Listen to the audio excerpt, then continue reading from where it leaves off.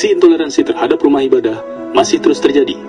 Dengan dalih surat izin mendirikan bangunan, kelompok dan massa yang mengatasnamakan agama dapat melakukan intimidasi, perusakan, dan pembakaran.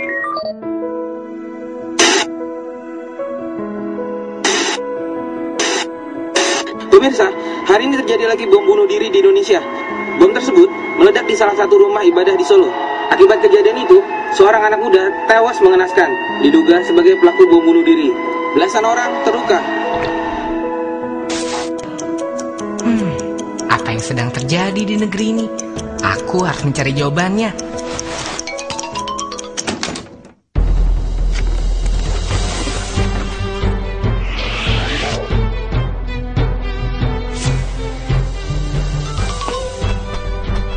Halo, saya Tara Biru. Yuk kita cari tahu tentang Nusantara. Dulu Indonesia adalah kerajaan-kerajaan yang terpisah dengan latar belakang agama yang berbeda, seperti kerajaan Hindu, Buddha, maupun Islam. Momentum kebangsaan menyatukan Nusantara yaitu Sumpah Pati Gajah Mada yang kita kenal dengan Sumpah Palapa. Lalu Indonesia memasuki era kolonialisme, dimulai dari Portugis di bawah pimpinan Alfonso de Albuquerque pada rentan tahun 1511 sampai 1574. Lalu Spanyol pada periode 1521 sampai 1646. Dan Belanda yang lebih lama pada masa periode 1595 sampai 1942.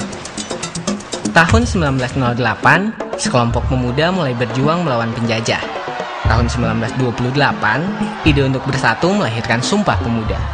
Tokoh lintas etnis dan agama antara lain Abdul Kahar Muzakir, Kiai Haji Abdul Halim, Haji Agus Salim, Abikus Cokrosuyoso, Kasman Singadimeja, Haji Teguh Muhammad Hasan, Haji A.A. Sanusi, A.A. Maramis, Dr. G.S.S.J. Ratulangi, Latuhar Hari, Tan Eng Hwa, I Gusti Ketut Puja, A.R. Baswedan, Haji Abdul Wahid Hasim, Kiai Haji Maskur, Kiai Haji Bagus Hadikusumo, dan Kiai Haji Mas Mansur merumuskan negeri yang mereka cita-citakan.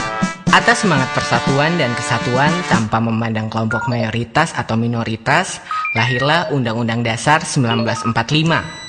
Insinyur Soekarno berpandangan, Indonesia bukanlah milik kelompok tertentu, bukan milik Kristen, Islam, suku Jawa, Sumatera, apalagi milik individu.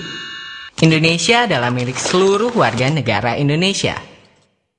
Proses lahirnya Undang-Undang Dasar 1945 tidak lepas dari sidang BPUPKI atau Badan Penyelidik Usaha Persiapan Kemerdekaan Indonesia yang dibentuk 29 April 1945. 22 Juni 1945, 38 anggota BPUPKI membentuk Panitia 9. Mereka adalah Insinyur Soekarno, Dr. Andes Muhammad Hatta, Mr. Ahmad Subarjo, Mr. Muhammad Yamin, Kiai Haji Wahid Hasim, Abdul Kahar Muzakir, Abikus Cokrosuyoso, Haji Agus Salim, dan Mr. A.A. Maramis.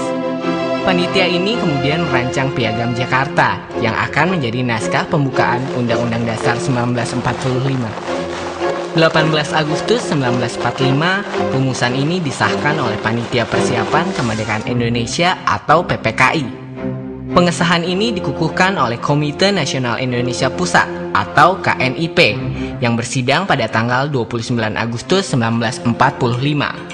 Saat ini, Undang-Undang Dasar 1945 adalah hukum dasar tertulis atau Basic Law dari Konstitusi Pemerintahan Negara Republik Indonesia. Undang-Undang Dasar 1945 adalah jalan keluar yang memayungi kepastian hukum masyarakat Indonesia yang beragam. Undang-Undang Dasar 1945 mempersamakan kedudukan dan derajat setiap warga negara di mata hukum. Hal ini sama dengan kewajiban umat Islam untuk memandang sama semua kelompok dan tidak memaksakan kehendak kepada mereka. Setelah diskusi panjang, para pendiri negara sepakat memilih Pancasila sebagai ideologi bangsa dengan mempertimbangkan Pancasila mewakili karakter bangsa Indonesia. Muhammad Yamin pada 29 Mei 1945 mengusulkan 5 asas. Peri kebangsaan, peri kemanusiaan, peri ketuhanan, peri kerakyatan, dan kesejahteraan rakyat.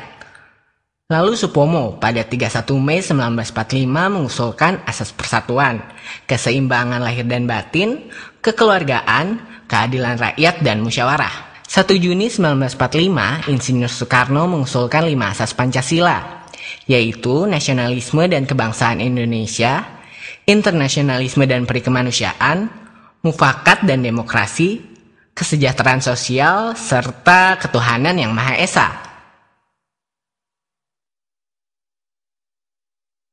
Kelima asas usulan Insinyur Soekarno ini jika diperas menjadi 3 sila, yaitu sosionasionalisme, sosiodemokrasi, serta ketuhanan yang berkebudayaan.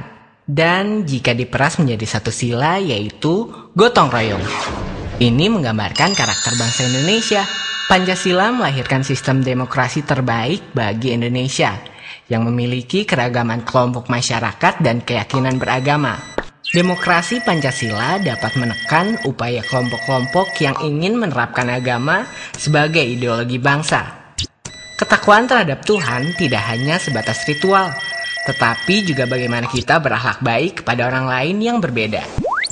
Sila-sila dalam Pancasila itu sama dengan nilai-nilai dalam Islam. Sila pertama mengajarkan kita ketakwaan terhadap Tuhan. Kita selalu diawasi oleh Tuhan dalam segala perbuatan yang kita lakukan. Sila kedua mengajarkan kita untuk adil, disiplin, dan beradab. Sila ketiga menahan kepentingan diri sendiri maupun golongan dengan lebih mengedepankan kepentingan bangsa. Sila keempat memberikan kepercayaan kepada wakil-wakil kita, yaitu memberikan kekuasaan kepada mereka untuk mengatur dan menjalankan negara serta pemerintahan melalui penerapan nilai-nilai yang pro kepentingan masyarakat. Sila kelima merupakan output dari seluruh nilai kebaikan, yaitu dapat menciptakan keadilan sosial bagi seluruh rakyat Indonesia.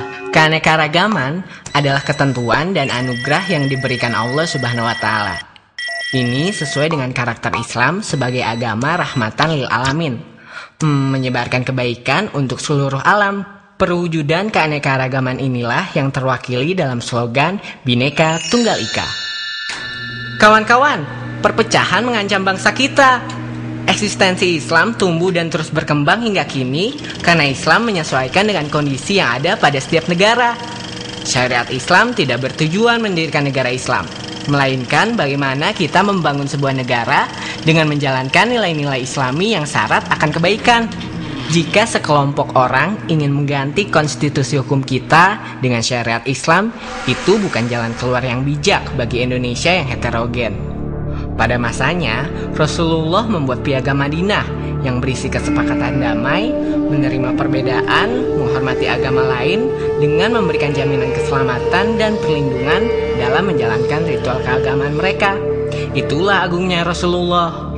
Kita berkewajiban memerangi upaya pemecah belahan yang dilakukan oleh teroris dan kelompok radikal yang hanya mementingkan kelompoknya sendiri dan seolah dibenarkan oleh agama sesuai penafsiran mereka. Indonesia besar karena sikap toleransi yang bisa menerima perbedaan dengan bijak. Daripada Anda merebutkan kegelapan, nyalakan saja lilin untuk menerangi.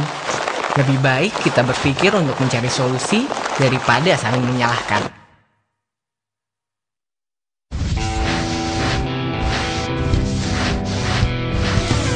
Sekarang kita masih dijajah oleh diri kita sendiri.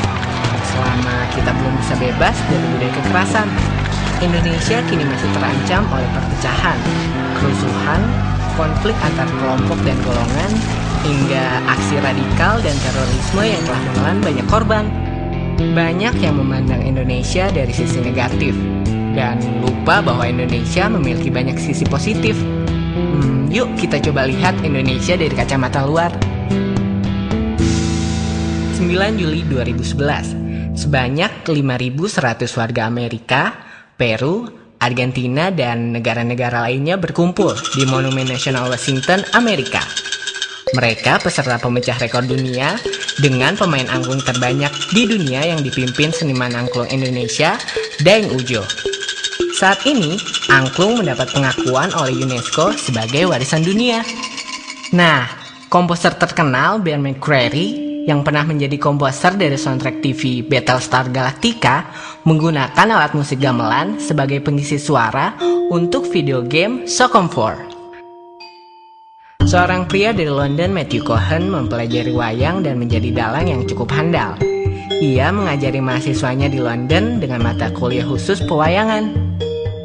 Kita sering bangga dengan budaya-budaya luar, film Hollywood atau tren busana Prancis, tetapi lupa dengan kebudayaan sendiri. Sementara budaya nasional sedang menjadi tren yang berkembang di kalangan dunia. Salah satunya batik, yang telah diakui UNESCO sebagai warisan dunia asli dari Indonesia.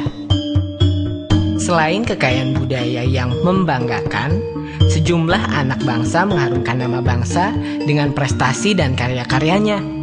Mau tahu siapa mereka? Tim pelajar Indonesia menjuarai Olimpiade Fisika di Kroasia tahun 2010. Joni Setiawan, dokter Rerum Naturalium bersama timnya menemukan planet terbaru yang diberi nama TW-Hiabe.